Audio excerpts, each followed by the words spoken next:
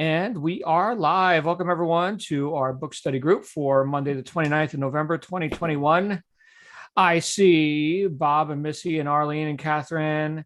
Janet's here, Lindsay, Stuart, Virginia. And of course, I'm John Lavenia, your host with the most. Actually, you know what? I need this book study tonight as at least as much as any of you. Let me tell you something, Missy.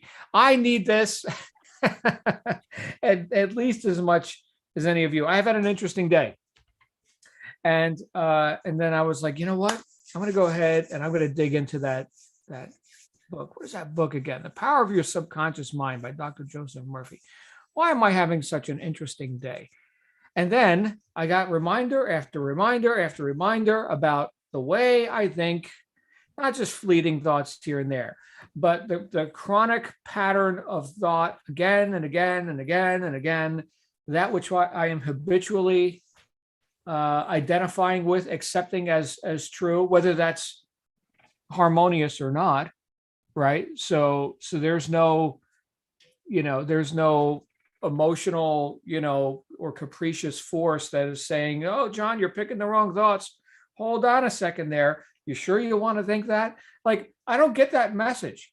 I just get whatever you ask for, whatever you want. Oh, wait, I don't want that. Well, you keep asking for it. And in these chapters that we read, we got I got some great reminders about the difference between working with the law versus fighting and forcing or even denying. Did you guys catch it? We read chapters 5 through 8 this week. Some of you may have read more, some of you may have read less, but we're gonna review those 5 chapters. But did you catch where he talked about, even if you're denying something, that isn't the case. You're still affirming that it exists. My back in, oh my goodness, 15 years ago or so, I did some seminars, some workshops with this guy, the guy who wrote the book, The Law of Attraction, Michael Lozier. And one of the things he talked about in his lectures was to stop using the words don't, not, and no. Don't do that, you say to your kid. Okay, well, what are we putting our attention on? What they shouldn't do, right? I am not that way. Okay, well, so the negative, the fact that we're saying don't, not, and no, we're still affirming that which is. So it's a real interesting trick that I think we could play on ourselves. And of course, these chapters, we talked about healings in modern times and how the subconscious mind is always lifeward, right? Always moving toward better, fuller expression and all that, but how we could screw it up so beautifully. So before we open it up, I'll just say this one thing. This was something I had shared with this group before, if you recall. Yes, Stuart, you affirm that which you deny, right? So this is in a conversation with my uncle, George Lavenia wrote the book, What You Think Is What You Get, a classic in its own right. And interesting book to read, short chapters. Well, here's my thoughts. Here's 3 paragraphs. Okay, next chapter. So that's George. But he was, we were having this conversation and he was talking about relaying a story about someone who said, oh, isn't it so amazing that it all worked out? That's so amazing.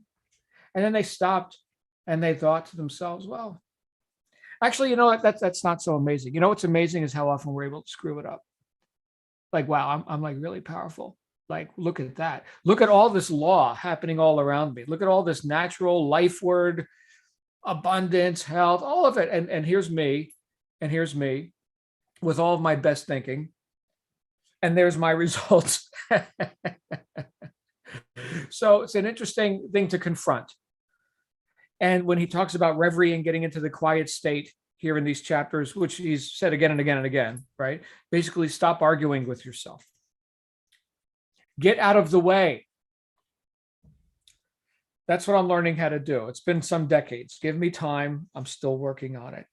Getting out of my own way. And look, we could see this. Some of you who do a lot of work with, people like on the phone and on internet and sales operations and stuff like that. Sometimes it's remarkable. I'll just leave it at that. Remarkable how people stop themselves, how people get in their own way. And you can hear it when you're outside and you're not, lost in the woods of it, and you can look and you could see, oh, that person is in their own way. Well, takes one to know one, right? So the fact that I can recognize it in Mr. and Mrs. Public means that I must be able to relate to that in some way. So I guess there's no pointing the finger here. Anyway, I'd love to hear your thoughts on chapters 5 through 8 of The Power of Your Subconscious Mind by Dr. Joseph Murphy. And if you haven't read the chapters, then sit back, relax, and listen, because we got some people here who would like to share on that. Come on out, internet crowd tonight. No need to raise hands. Just come on out and share the time. Who's got some thoughts on these chapters? Bob and Missy, you didn't even unmute your mic yet, but I know you're going to be first because you always are. Go ahead, you go. I have the talking stick. Wow. Yes, you have the talking. Oh my goodness! Call the press. Yeah. The main takeaway I got is kind of odd. I must be suffering from some sort of Watch your words. All right. Anyway, the last chapters of what we've been reading every week for the past several weeks have been the ones that have stuck in my mind the most. And particularly because I'm in the habits, as are you, John, of setting aside half an hour a day near the start of the day for meditation. Meditation is a very difficult thing because what happens is you're trying to hand over the control to your subconscious. You really are. And your conscious thoughts want to take over. They want to drive. And there is a connection. This is also in chapter 8 about how you kind of program the subconscious by the last waking thought that you have. I don't think he puts it exactly that way, but the last waking thought that you have is the thought that's going to dominate the next 6 to 8 hours of your life while you're asleep. And so this is in Catholic spirituality, this is the Ignatian method of meditation. You set up your meditation the night before. And then upon awakening, that is the first thought in your head. And then you start to go through the topic of the meditation and you put all of your senses into the topic of your meditation, your memory, your intellect. I did a retreat under the guidance of a priest many years ago, and he was a master doing this. But it was he was trying to teach us how to meditate, and he said, use whatever you have at hand to bring the topic more into focus. He said, even use music that you might recall. Now, he was British, but he said, don't use "but by love, but by happy." That's simply not going to facilitate your meditation. So the long-winded explanation I've got right now is this resonated with me because of the fact that your last waking thought of the night before becomes the topic of your meditation. And the hardest thing to do now that you're engaged in your day, the first cup of coffee is starting to kick in. Your conscious mind is trying to take over. Let the subconscious mind take over, and you will have very, very profitable meditation. It will be very help you. And Stuart just put in the chat mental marination. Yeah, I wanted to use that. I wasn't sure if that applied in this chapter or not, but that's exactly what it is. So the takeaway is, how did he put it? Go easy. Take it easy. Easy does it. Don't force it. Be like me. In what There way? you go.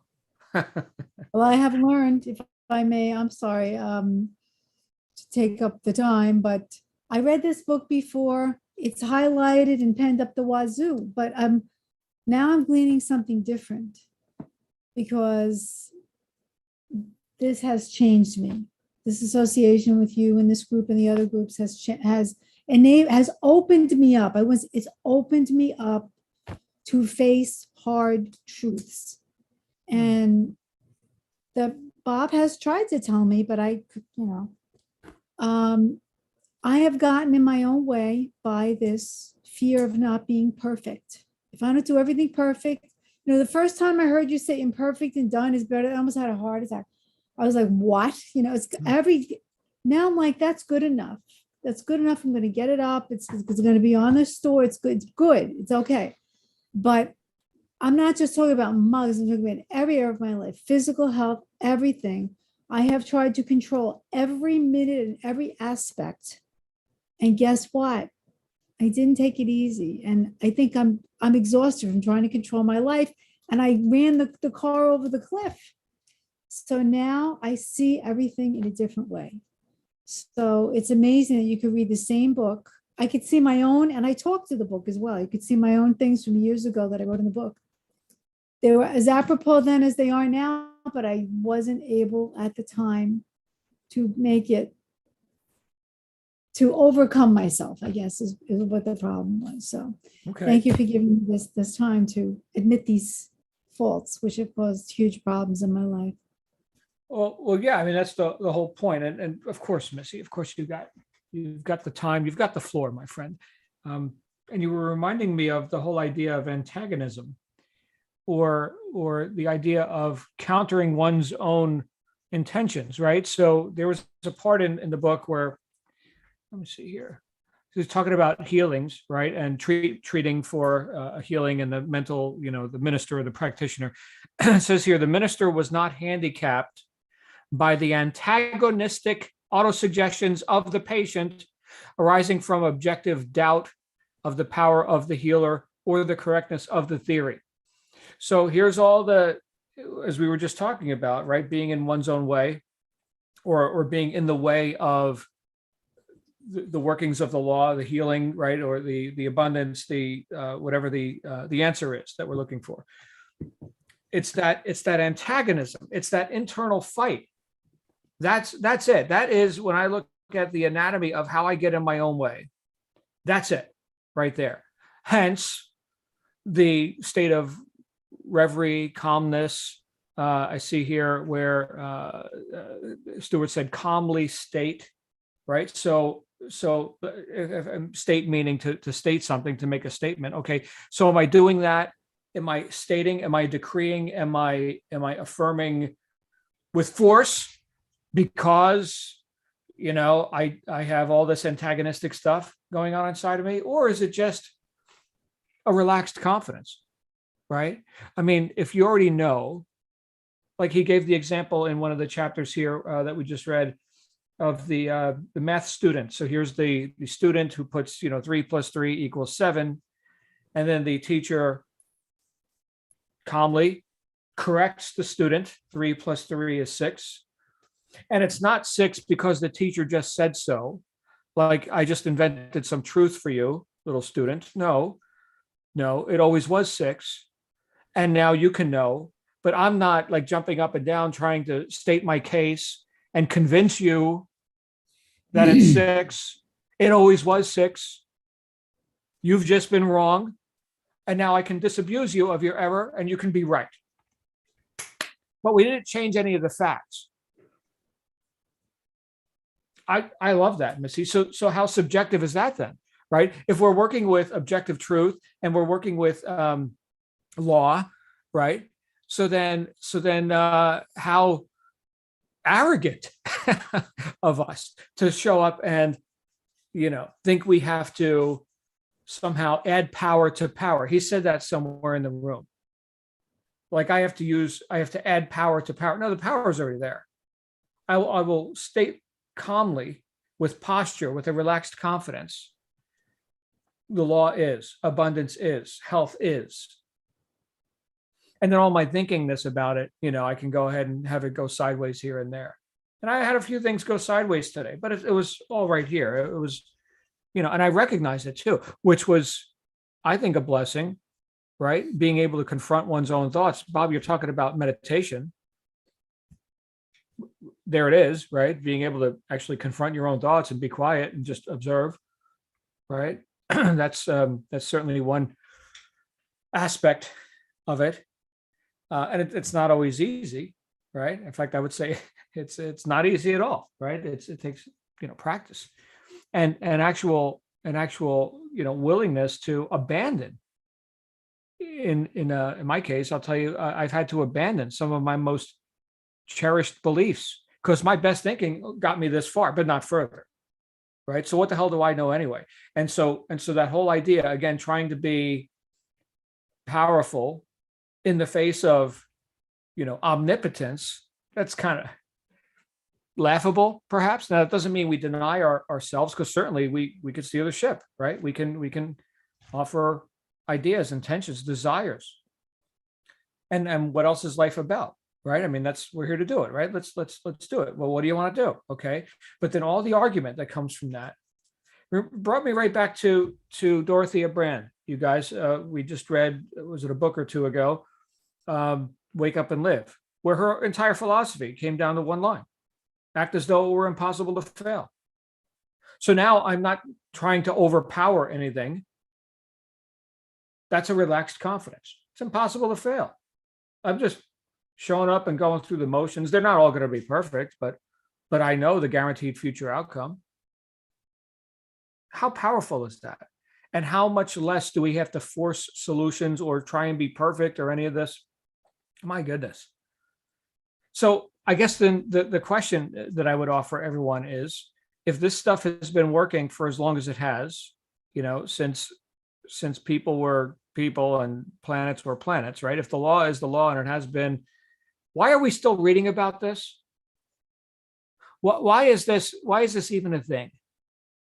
Why aren't we all just tiptoeing through the tulips, frolicking through life, and everything's just like, yeah, name it and claim it? Why is that? After millennia and countless scriptures and 100 religions and wise men and alien visits, and who knows what's happened in all this time, right? Why are we reading this? I'd love to hear your guys' thoughts on this. This is Ask Stuart. Yes, Stuart, that's a direct question for you, and I demand an answer.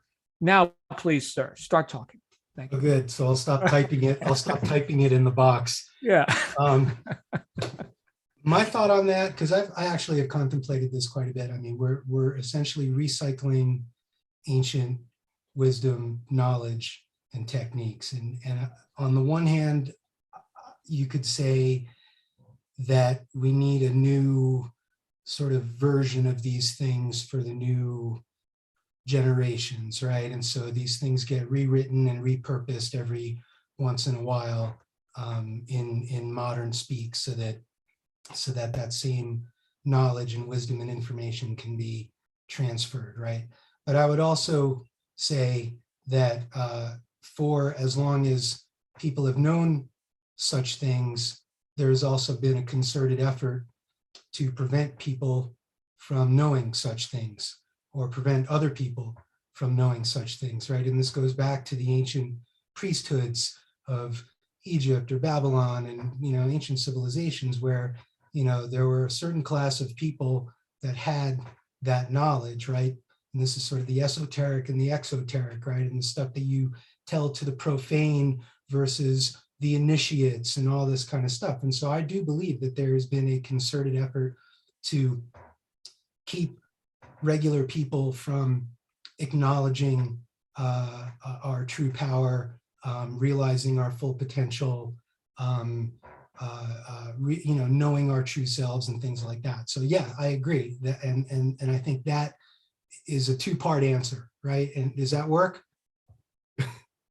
Well, yeah. I certainly, we could see very easily there are those who are driven by the desire to dominate others, to control others, which I can't relate to, right? Just like I can't relate to what we could call the criminal mind, right? Why would someone go and abuse a child or be a thief and all this kind of stuff, right?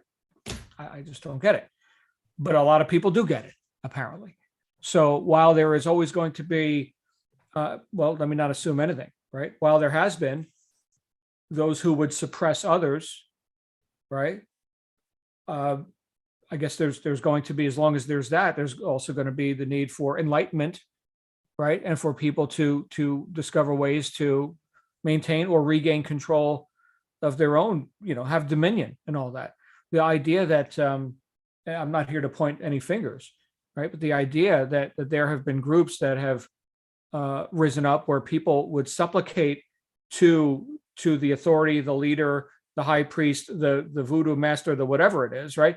That phenomenon keeps showing up again and again throughout history. And so knowing that exists, and that people, apparently some people have a proclivity for being enslaved, well, then I guess that's why we've got books like this for the modern time, as you're talking about, because slavery comes in all different forms, right? I mean, look at right now. I saw there was a documentary talking about the idea of big government and taxation and all this. And one of the speakers held up the Constitution of the United States and said, here's the document that freed America. And it was like that thick, right? And then they pointed to the IRS tax code, 70,000 pages. And here's the document that enslaved it again. So there you go. Why, how do we get here? How does that happen? And this isn't the first time, right? America's a blip, right? A couple hundred years. Anyway, that's what's coming up for me. I give you a republic if you can keep it. Yeah, if you can keep it. Thanks, Ben. Right. I got a couple of thoughts. Of course, I Sure. took some notes here. I really liked the chapter on techniques, but I want to drop a couple of things from the previous chapter. So he talks about the healing principle in our subconscious mind can and will, if properly directed by you or some other person, heal the mind and body of all disease. And in order to do that, we have to close the doors of our minds to all outside distractions, knowingly turn over our requests to the subconscious. I'm sure, Missy, as you were reading this, you noticed a lot of similarity to Goddard's words and techniques. He talks about imagining the end desired result and feeling its reality, feeling it real. He said there's different approaches, but there's only one process of healing. I thought that was really fascinating, right? That there's only one process of healing, and that is through faith. And it's not the thing that we believe in, but it's our belief in the thing. I like that.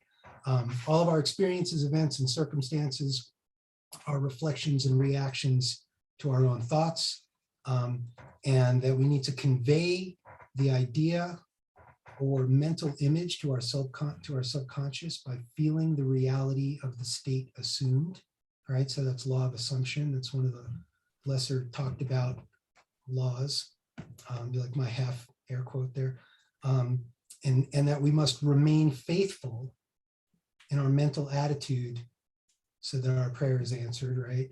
Or our desire. He kind of uses those interchangeably. That our problems, our sickness, our disease is caused by negative thoughts charged with fear. We need to cleanse our minds of these thoughts. While we pray, we have to absolutely refuse to give any power to negativity or admit for a second that it won't work, right? This is that sort of Goethe quote, until you are absolutely committed to the outcome, 1000%, no doubt, no fear, no hesitation, right? That's where the true power of the universe comes from. And that this attitude creates this harmonious union, right? This congruence or alignment between the subconscious and the conscious mind. Talks about Mesmer and how he threw away the magnets and was all about the odic fluid, speaking of our friend Odin, right? And that Ben Franklin, was part of the investigative team that said that there was no evidence that any of that existed, but it's about the imagination, right? And I think that these themes, like imagination and emotion, feeling it as if it has already been done, That's where a lot of this power comes from. Dr. Braid, that healing was a result of imagination with a powerful suggestion of health, that the faith required is purely subjective, right? You don't need evidence of the thing. You just have to believe in it. So he called that like false faith or true faith or whatever that is. But the concept that it's attainable upon cessation of active opposition. That's that antagonism. That Right. Stuart, can we park on that for a second? Yeah. Because this is what's come up for me again and again and again, is the idea of being quiet. In other words, getting out of the way consciously, and then just accepting law, abundance, success, health, perfection, all of that, right? And so antagonism comes up again if we're looking for, all right, so where's the fruit, right? By their fruit you'll know them. Well, I asked, and why haven't I received yet? There was this part in the book, which I highlighted, where he was talking about this doctor, right? So they were affirming every nerve, every cell is, perfect health, et cetera, et cetera. And it says here, a complete healing followed in about a month's time. Oh, so it wasn't just because you demanded it 15 minutes later, although that's a possibility, okay?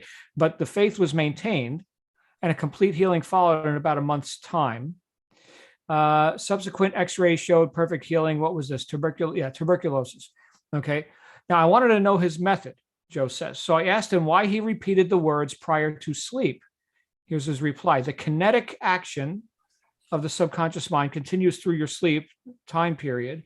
Hence, give the subconscious mind something good to work on as you drop off into slumber. This was very wise answer. In thinking of harmony and perfect health, he never mentioned his trouble by name. Here we are again, right? So we were just talking about the idea of people being in their own way, or talking themselves out of their own success, standing in the way of law, diverting the energies into the wrong directions. Okay. It says here, I strongly suggest that you cease talking about your ailments or give them a name. So the whole time the guy was talking about the healing, he never mentioned tuberculosis. What's that? Perfect health, right? And it took a month's time, and bam, right? But the meditation, so to speak, wasn't just, hey, 15 minutes and I'm done. Keep on trucking. And just speaking for myself, I've tended to be impatient. All right. Especially, think about this, everybody. And I'd love to hear your thoughts on it, Stuart. And Janet, I think, has a hot mic as well. But the idea that if I've been habitually going down the wrong road for years, decades, whatever, right? And now suddenly I've had an awakening, ladies and gentlemen. So I should expect that the gods will bequeath unto me instantaneous healings just like that, right? The example that I've used from time to time is the apothecary scales, right? So I'm loading rocks on the negative side of the scale. I got freaking boulders on there, man. And that's so heavy. But now, because I'm enlightened or something, I'm going to put a pebble on the positive side of the scale. Why doesn't the scale move? Oh, it doesn't work. Oh. All right, back to you guys.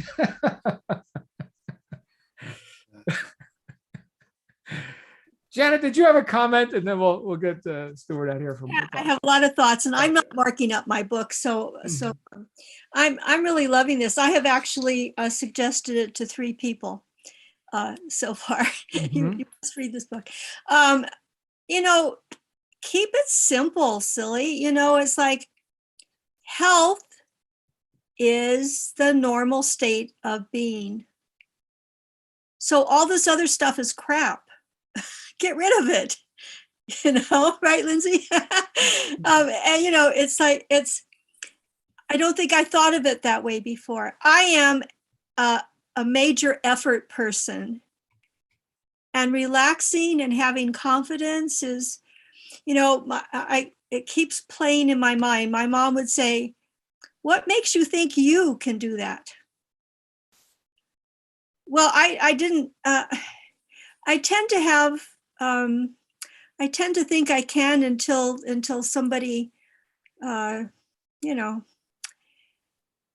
I don't know. What do I want to say? I'm using the sleep method. It's good for me because I'm not then thinking the next thing, all these other things I need to do. I'm going to go to sleep now. So I'm going to tell myself, because he's got all of these different methods, and, choose the one that works with your personality. There must be like 6 or more different methods. For me, okay, I used to talk myself into, or hypnotize myself to go to sleep. Feet, cramp, pull in, relax. Ankles, legs, knees, go through the whole body. That's when I was in graduate school and doing relaxation therapy and stuff like that. So now I can just go, okay, I'm going to sleep. Done. I can't, I'm working on staying asleep longer, but sleep is like, okay, I'm healthy, I'm confident, I'm these things, good to go. Put it in there, accept it, go for it. Don't give myself without giving myself without giving myself the chance to yeah, but. And how many times do I see for myself, for everyone around me, we are our own worst enemy. That's what we were saying about getting in your own way. We tend to be. And get rid of it. Get rid of all that crap. Just get rid of it. I just don't need it, don't want it.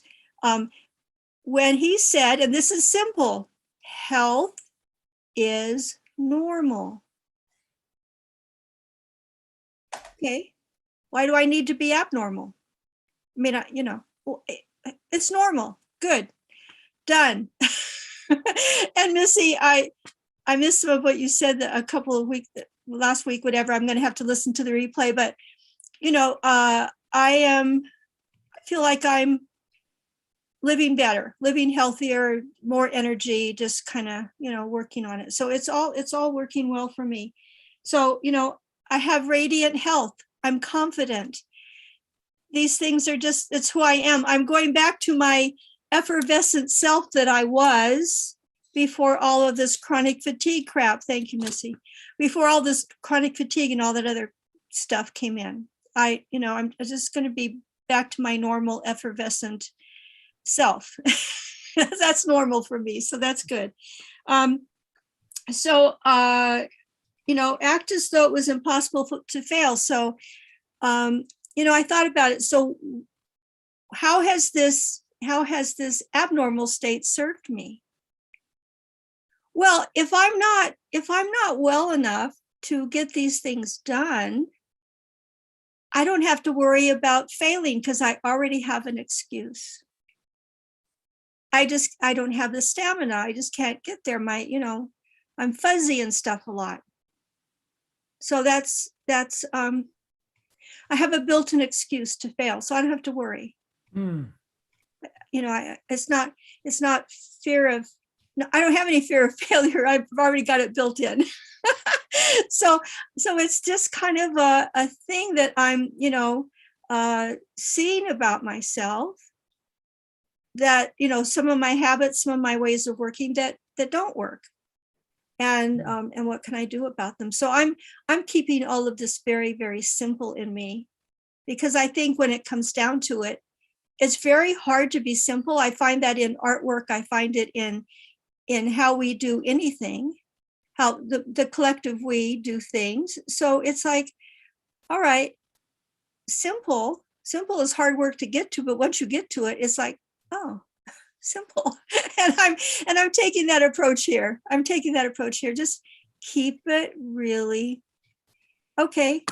I'm healthy. I'm great. And I didn't used to believe it. You see, I would kind of work on affirmations, but the other part of me was go, that isn't true. That's not going to work.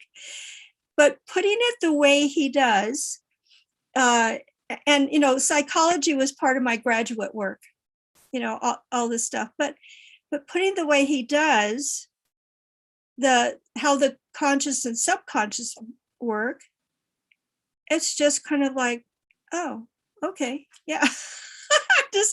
I guess it's simple enough for me to understand. So That's great. Thank you, Thank you Janet. guys for all of your support in the chat.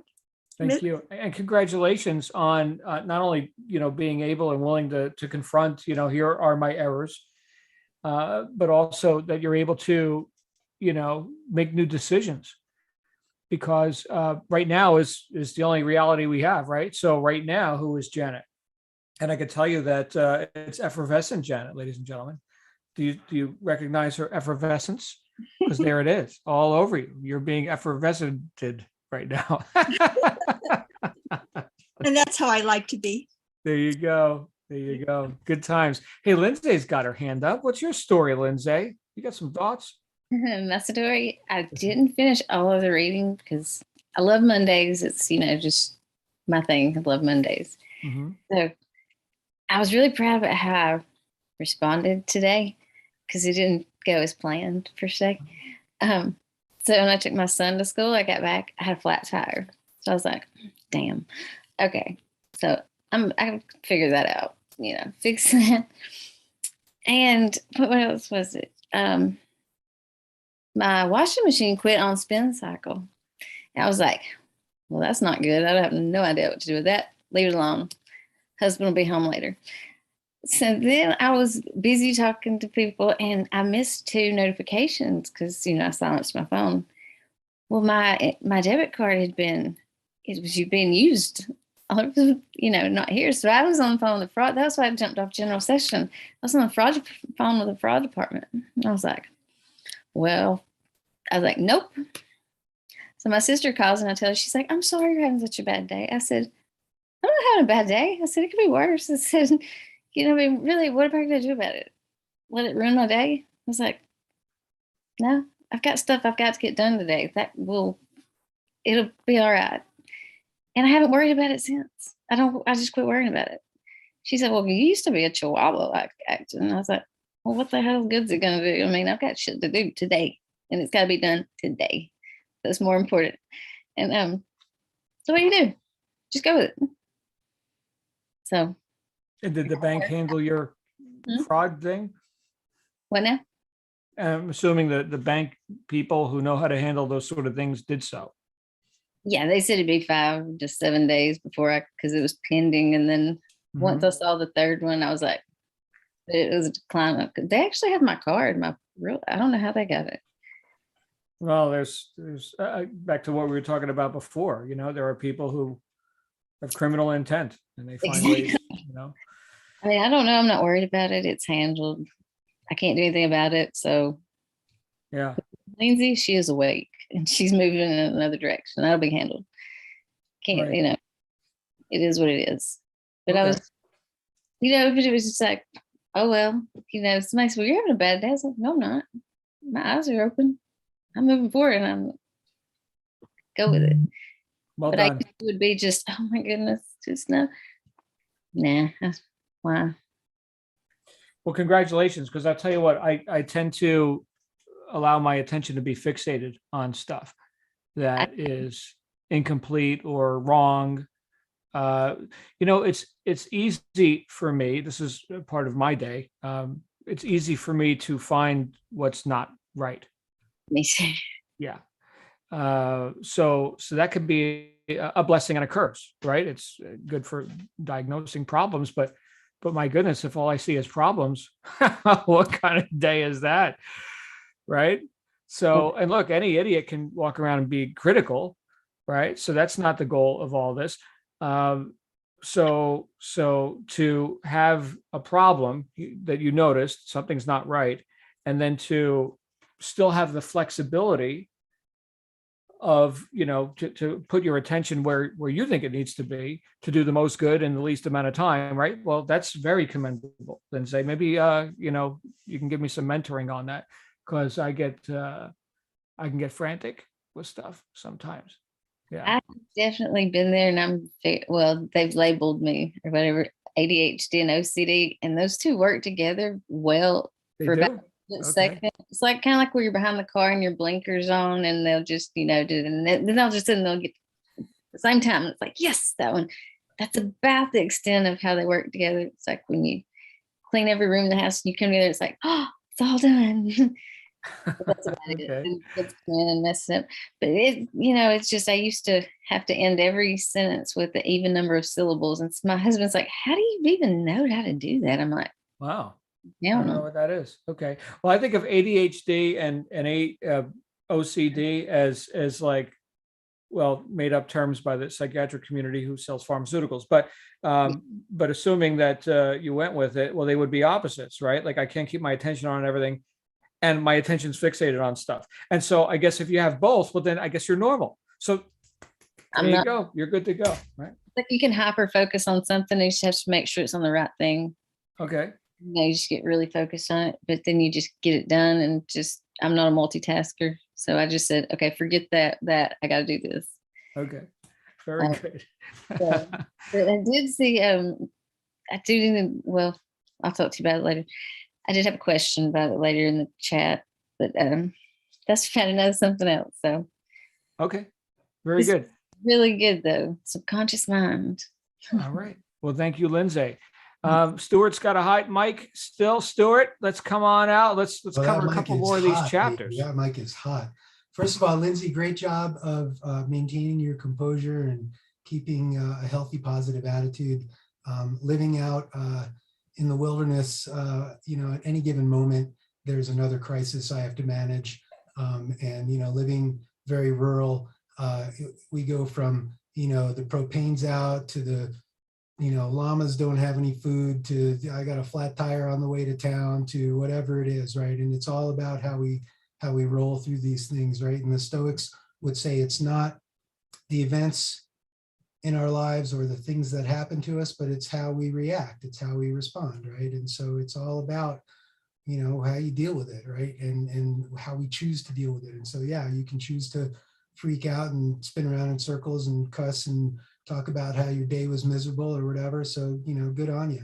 And Janet, just like our natural state is health, I would also say that our natural state is confident and creative and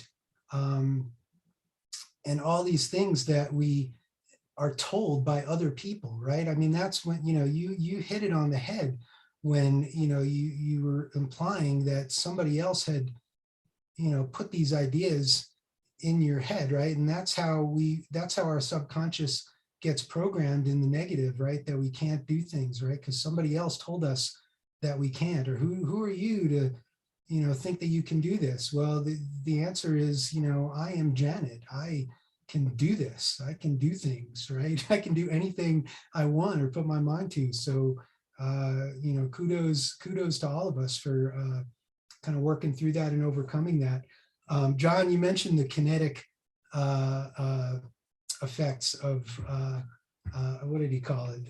Kinetic action of the subconscious. And I just thought it was kind of like the concept of you setting by getting into that drowsy state, by affirming or visualizing or any number of these techniques.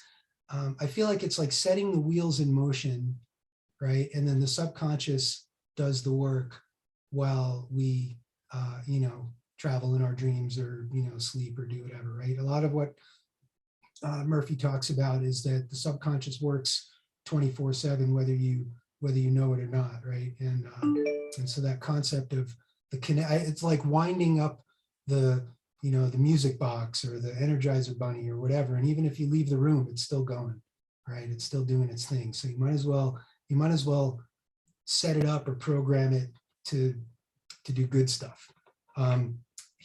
One of the things he talked about was like absent treatment, or what we might call distance healing, right? And how does that work and all that kind of stuff. And I really liked, his description of some of this stuff about how, and again, it's all by being in a state of calm.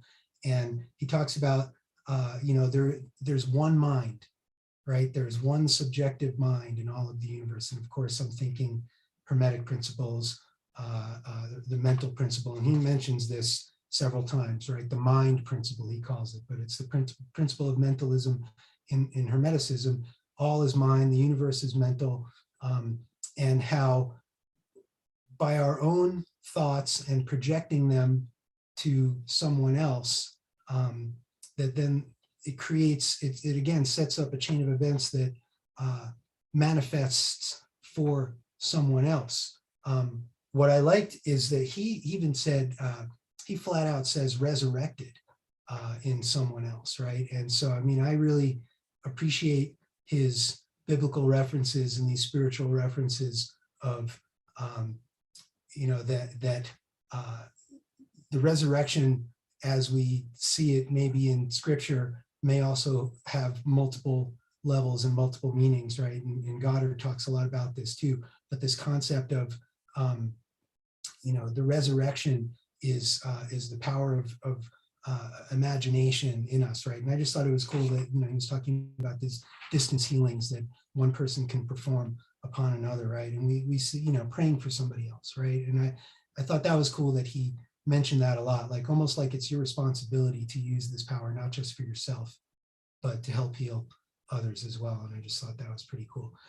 So this second chapter is like all the principles or all the techniques, right? And he says a couple of cool things.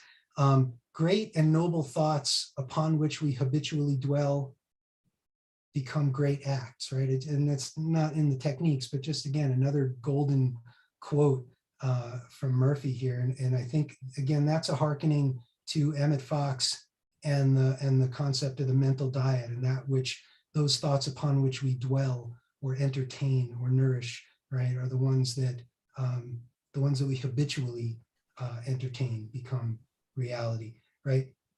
Nothing happens by chance. Prayers must not remain in the air like a balloon. They must go somewhere and accomplish something, right? And so he talks a lot about like purpose and direction, right? And it's not just this, you know, whimsical kind of thing, but it's really this consciously directed act. And the prayer is the soul's sincere desire, right? And again, I'm thinking Napoleon Hill, Burning Desire, and he talks about hunger and thirst. And he mentions that a few times. It's like this thing that you just have to have, right? It's like the essence of your survival. What do you think about that, John? Well, it's profound, and it's also simple, because I think everything that he's going through here in these chapters, and we're getting to the ones where he starts talking about generating, you know, success and all that, but all of this is foundational. Like these first 8 chapters now that we've read have been foundational, I think, unless you're also looking at, you know, actual physical healings, and that's something you've got attention on. But once we get the principle, it's going to work in any area. And this was one of the books, Stuart, that I read that was recommended to me by Bob Proctor, right as I was becoming successful in business. I had done other businesses and had mild, you know, results here and there and whatever. No, right. And then when I really dug in to work like this, and of course, Science of Getting Rich and you know, the others, it started to come together, kind of like what Janet was talking about, where this just makes sense. It's workable. We can take it and just do it. And he gives us the other thing, Stuart, is he gives us all these different angles of approach in this chapter, right? He's talking about, are you on chapter 6? Is that what you're discussing? Where was this? Yeah. Right. So in 6, you know, he's talking about practical, you know, approaches, like a scientific approach that we can use. But he also tells us, I think it's in this chapter, like Bob was saying, to keep it simple, right? Or easy does it. Because I think it's in the next chapter. No, it was in chapter 8. He said, the principal reasons for failure are lack of confidence and too much effort. Lack of confidence and too much effort. Well, if I'm lacking confidence, then I'm applying more effort, right? So you see how those two kind of go hand in hand. And you don't have faith that it's going to work. Mm-hmm. And then the too much effort is going back to what Janet was talking about. Like, we complicate things. We put too many words. We have to do it this way. We have to do it that way, right? And everything that we learn about this stuff is that it's got to be easy. It's got to be natural to you. And it's got to be simple. And I think in the beginning, he says that, right? My whole intention of this book is to come up with, you know, in simple language, how to explain these things to you. Mm-hmm. Yeah. Awesome stuff. Thank you. Thank you, Stuart. As you were talking, I was reminded of one of my favorite stories about the stupidity of people who are highly educated. And there was a man who was a high school dropout. He loved cars more than he loved education. And he developed a gasket for specifically racing cars. He started his own company, Mr. Gasket. And he just manufactured these, like, $1.69, $3, $5 gaskets. And he made money hand over fist. Okay, he never cracked open a book on accounting, finance, never cracked open a book on marketing, he just did what he wanted to do, and he was wildly successful. So about 10 years into his doing this, he's now in his late 20s. He's a millionaire many times over. And down from the Ivy League come all these suits with MBAs, and they say, we'd like to buy your company, and we value it at $56 million. So they handed over a check for $56 million. He took the money gladly. He retired, but he couldn't sit still. And he tried golf, he tried fishing, he tried all the avocations, didn't work. He wanted his company back. So he went back to the suits and said, I'm interested in buying my company back. They said, great. We have been trying to we can't make a dime out of this. We'll sell it back to you for $7 million. Okay. They were doing things by the book. They were following the rules. They had their narrow mind set of, this is how you make money in this system. I think this is a classic case of people getting in their own way. They think like accountants, or they think like marketers, and they don't see the whole big picture. And they don't let people do what they do best. And as a result, they devalue everything. So I think this is like a perfect bridge into the next 4 chapters that we're going to be getting into. Not so much for the principles of Joseph Murphy, but just this kind of a foundation that, yeah, you can have all of the business acumen in the world and be a failure at business simply because you're getting in your own way. You're saying it can't be done anyway, but the way that I learned it in the book. Just let it go and let it flow. If you guys don't mind, I jotted down these techniques, and I just want to roll through these because I just thought it was pretty cool. You got to like read through this whole chapter to like get these like this, but there's the passing over technique where he says, you should be in a reverie like state and think, and a lot of these honestly seem like they overlap or they're duplicates and things like that. But think of what you want to see it come to fruition. The person who says it is passing away now, it is passing away now, right? Then he talks about being a mental architect and the mental blueprint and the building blocks, and that we need to use the best materials as we build our stately mansion of our mind. I thought that was very cool. And then he talks about the visualization, which of course we all know that's probably like 101 law of attraction, right? Is visualization. But again, see it in the mind's eye. And remaining faithful to the mental image, again, that remaining faithful to the unseen reality. Then he talks about the mental movie, act as though I am, and it will be. And then, see the picture, back it by faith. Then there's the Bowdoin technique, what he says is the best way to impress the subconscious, the sleepy, drowsy state, but condense. How do you say that guy's name? Bowdoin or something? How do you say that? Bowdoin. Yeah, I think Bowdoin, right? I don't speak French. Where's Ingrid? She speaks French. Yeah. Okay. Thank Like you. that. That technique, right? You go into the sleepy, drowsy state, and he says condense the idea, right? So again, keep it simple, right? Don't overcomplicate it. We condense the idea into a brief phrase, right? This, I think, goes back to like the Nancy School of Autosuggestion and things like that, where it's, have the brief phrase repeated as if it is a lullaby. In this one, the person repeats, it is finished by divine order. It is finished. It is finished, right? It is already done, right? And again, that's assuming the state of the wish fulfilled. Again, a lot of these I think overlap. Then there's the sleeping technique, which Janet said she uses, in the highest degree of outcropping. I always call it the closest, or the veil is the thinnest between worlds, or the veil is the thinnest between the conscious and the subconscious. But he says it's the highest degree of outcropping of the subconscious just before sleep and just after we awake. And he says that the negative thoughts are no longer present. I don't know about that, but maybe less present, let's say, depending on who we are. I affirm, like a lullaby, and he's saying, I am free of this habit for the thing that he doesn't want to do. But this is one where you add emotional value, feeling it real. Then there's the thank you, which is another Goddard thing. Gratitude that the thing you want is already yours, or that it's already finished.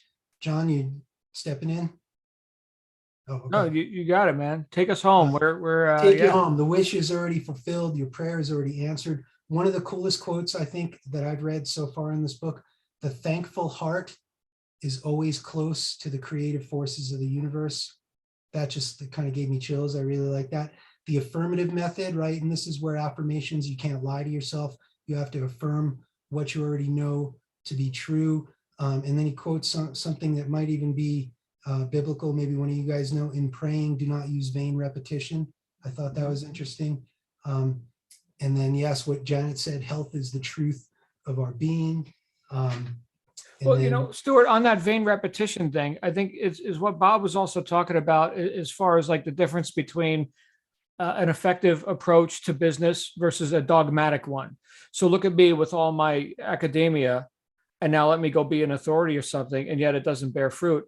But here is the person who comes back and buys back their own enterprise, and never mind dogma or academics or whatever, right? Here's what works. So that could be like a vain repetition, couldn't it?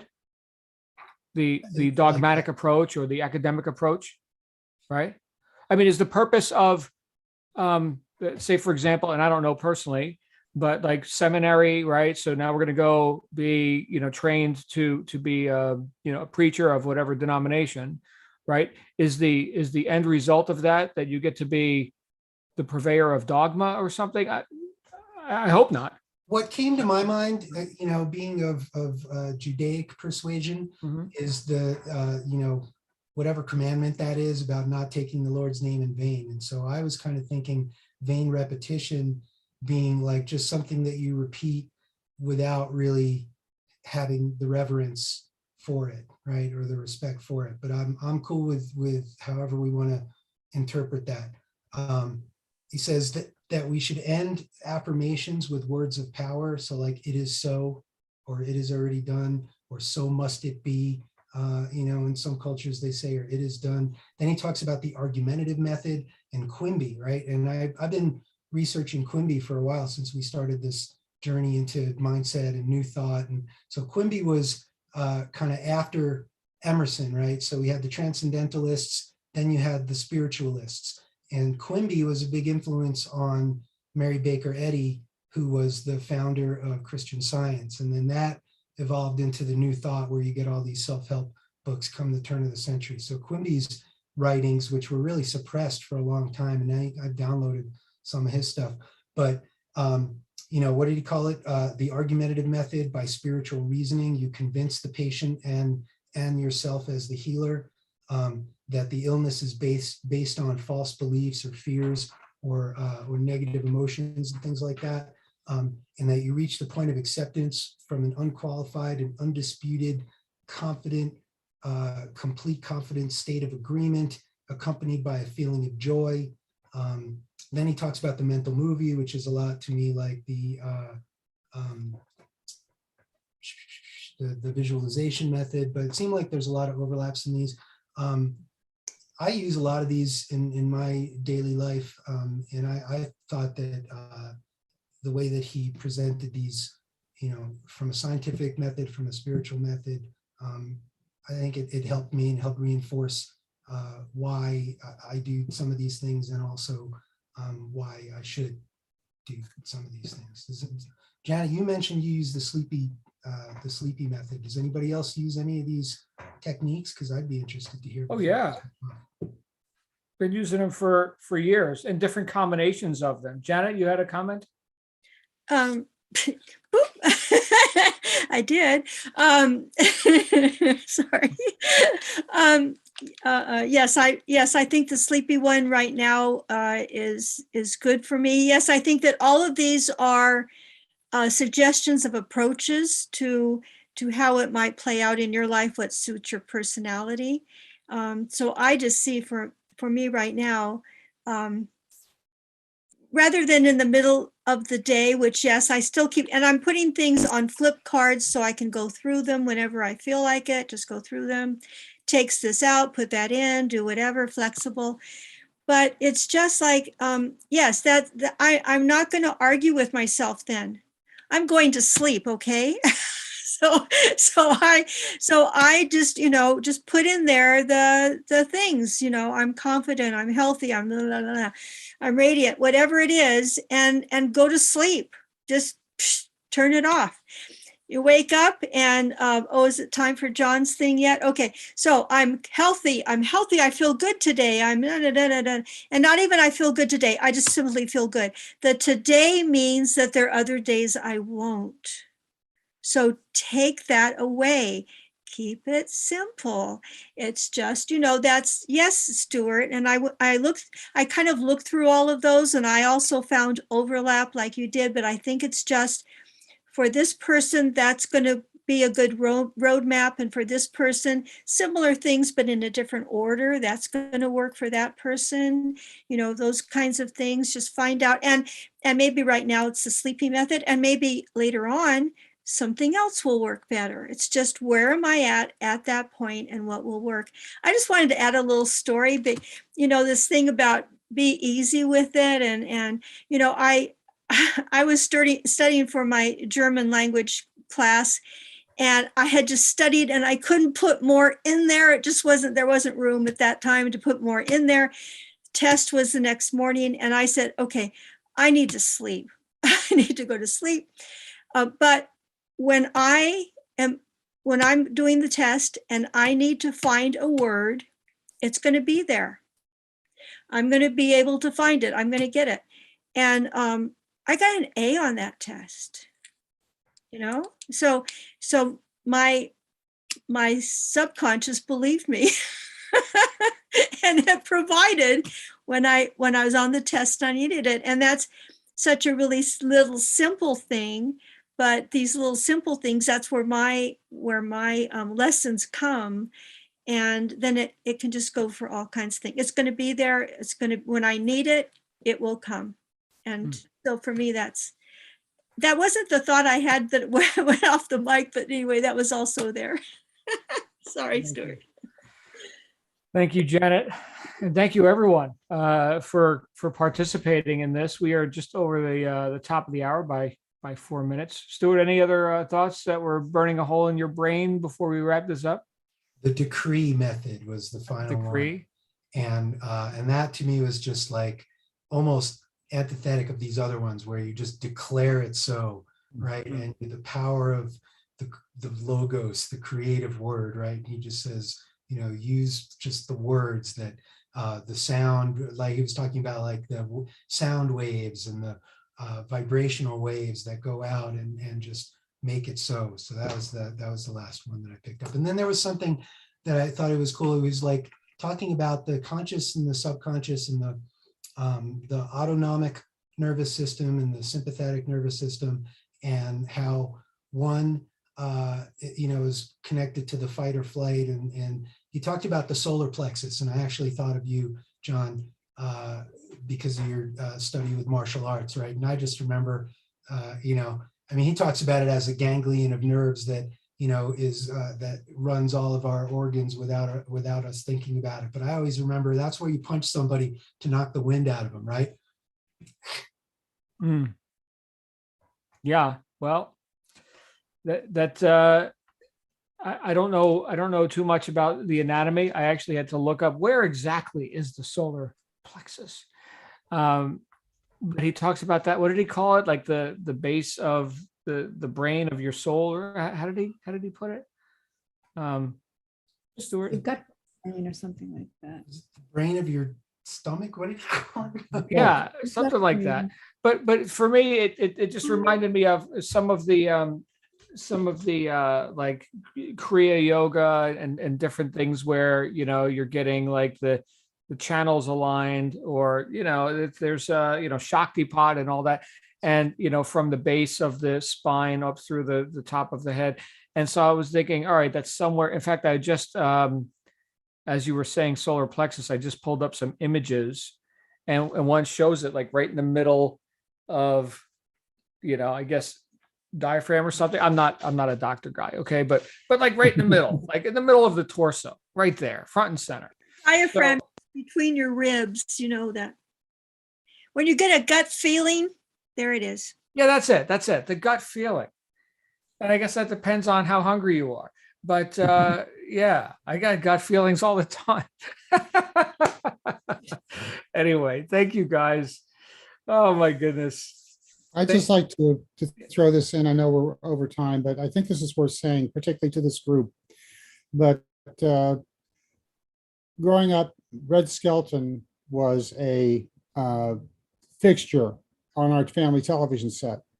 My father was a huge Red Skelton fan, and I remember he would come out every show. He'd come out onto the stage before his monologue. He'd clap his hands. I feel good tonight. Every single show. All right. And the people in this group, are in our own way, we are attempting to emulate, some easier, some that's a little more difficult, to emulate Red Skelton. And he was a very attractive individual in the sense that he made people want to be around him. He lifted their vibrations because he always felt good. And so I think this should be the main takeaway of this entire book. We could probably suspend the remaining chapters. We shouldn't, but this is it. You must feel good about yourself if you are going to make your world better. So accentuate the positive. There are all kinds of pop references I could make at this time, but as I said, we're over time. But to everybody, I feel good tonight. So do I. I always feel good here. Salvation is upon us, ladies and gentlemen. There it is. Yay, There it is. Behold. I feel good. Well, what can we add to that? Nothing. Nothing can be added to it. Thank you, Bob. Thank you, Missy, Janet, Stuart, Lindsay, everyone who shared and everyone who didn't. Glad you're here. And we'll be back next week with more thrills and excitement. So chapters 9, 10, 11, 12, right? Get on them. Half a chapter a day and you'll be right on schedule, right? So there you go. And really drink the stuff in and feel good about it, like Bob just reminded us to do. Thanks again, you guys. We'll see you back here next week.